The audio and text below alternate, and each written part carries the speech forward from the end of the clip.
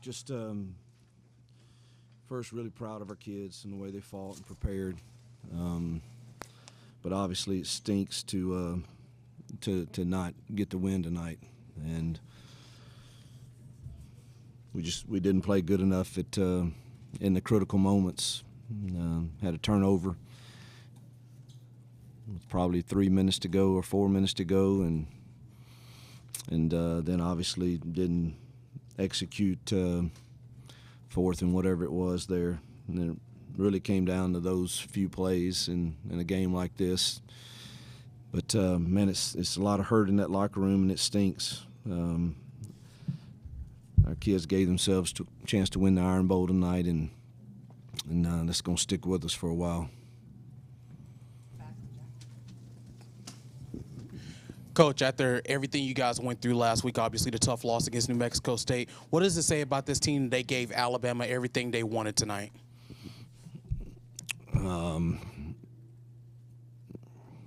Proud of the way our kids fought and prepared. That's the way an Auburn Tiger should do it every single week.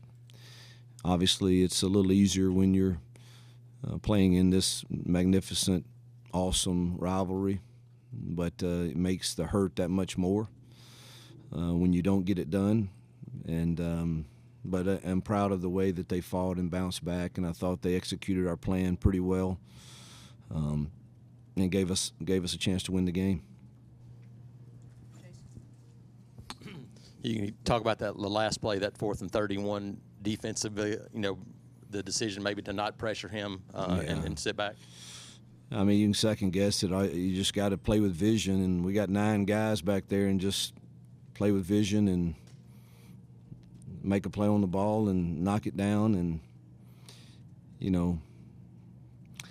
he felt like he was shoved off, but I couldn't tell. But I mean, you can pressure him, and then you got one-on-ones, and they throw it up. You can do that if you want, or you can play. I like the call. I just think we got to just sit back there with vision and knock the ball down. Hugh, the muff punt. Correct me if I'm wrong. Was that Coy back there or Keontae? It was Keontae. Keontae. Just the how big that play was in this game. Keontae is one of our leaders. He's an incredible teammate, and no one will hurt more than him. But obviously it was, that was vital. We got a 4-point lead, and we have the ball there with under 4 minutes left in the game and a couple first downs, and this thing's getting wound down. Coach, so many times this year we've heard you say that these games come down to vital decisions here or there. Anything that stands out in your mind? Was there a reason that Coy was back on that punt instead of Keontae? Was it Coy? I thought it was Keontae. All right. Coy. I'll have to ask Tanner. Yeah, it would have to be Keontae. Must have taken himself out. Hey, Coach, over here. I know you said there's a lot of hurt in that locker room right now. What do you even say to a locker room after a loss like that? I don't think any coach has the words. You tell them you love them, that we'll learn from it and get through it, but it's going to hurt, and there's no way around it, and you're going to have to walk through the hurt. Hey, Coach. Actually, here doing a story on Keldrick Falk, number 15, incoming freshman. Can you talk a little bit about the incoming freshman class and how they're already proving positive gains already? Yeah, we, Keldrick's a very important, part of our freshman class for sure, and several of them have contributed to us this year, and look forward to them being a foundation for the future. Hugh, what kind of change between the first and second half with Peyton Thorne? He was 2 for 10 in the first half, and then he was kind of, better in the second. Yeah, we didn't change anything. It was all still in the game plan that we had, and I didn't think he threw real accurate balls a couple times in the first half, and there was a couple that were dropped too that, were all of those are so magnified in this game, and then but he did play a really good second half, I thought. Alabama front. Big physical guys. You guys ran the football and had a great running day. Let's talk about what you saw from the run game today, and Peyton doing that too.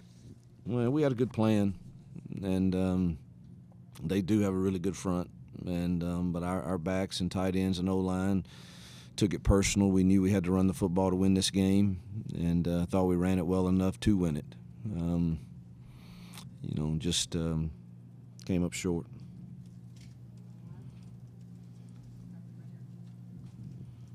Coach, talk about Javarius Johnson's development in the second half. It seemed like every pass was going his direction. He kept on making plays. Talk about his effort and how that contributed to the second half play. Yeah, he was really vital to the plan. And once he decided this year that he was going to adhere to the standards that we want of how we want to go about our work, he's gotten better and better, and that's good to see for him.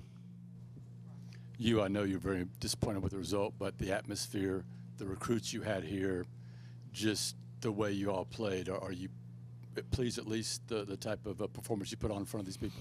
Well, we have the best fans in the country, and that atmosphere tonight is, off the charts, best I've ever been a part of, and just wish we were out there celebrating right now together. But we do have a lot of good recruits here, and hopefully they see, even in year one, we're not, we can close the gap pretty fast on the upper echelon of this conference.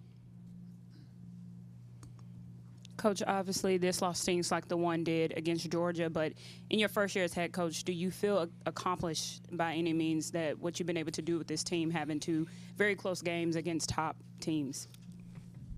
Well, if you isolate it to those two games, you feel like you've done some good things, but it's hard when we get judged in this game on wins and losses, and we all know that when we get signed up for it, and when you have a chance to win one like we did tonight against a team that's playing for our conference championship next week and our rival, it's hard to feel anything but hurt and disappointment, and you wish, like I said earlier, you were out there with the Auburn faithful and celebrating another Iron Bowl win at Jordan-Hare.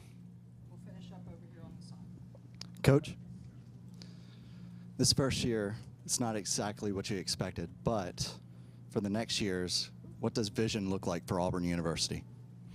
Well, we're gonna be one of the elite programs in the country, and I really didn't have a vision for this year other than to try to get us to a bowl game and improve us from week to week. And I can't say that that every week I have felt like that, and that's why you're hard on yourself as a coach, and we've got to look at ourselves as coaches every single week, every single day, and are we demanding a standard that's going to get us to that elite status?